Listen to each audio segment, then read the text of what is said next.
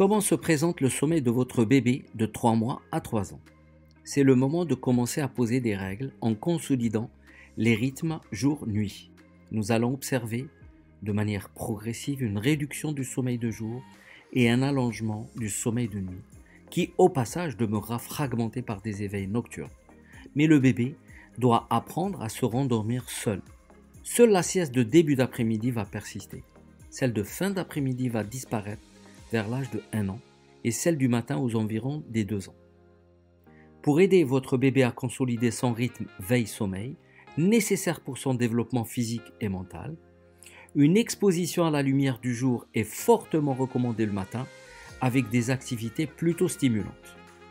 Il est également conseillé une sortie après la sieste de début d'après-midi.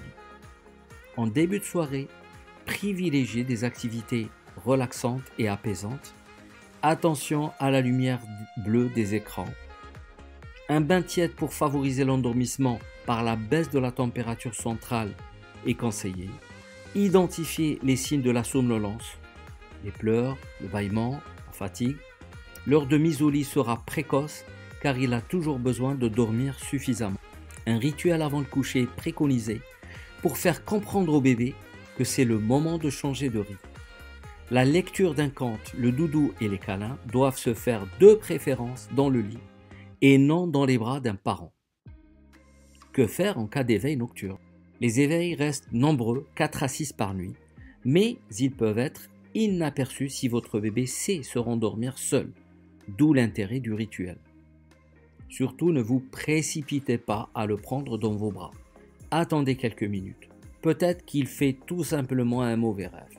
Dans un premier temps, essayez de lui parler en chuchotant à voix basse, avec des caresses dans son lit, et si possible de rester dans une ambiance lumineuse faible.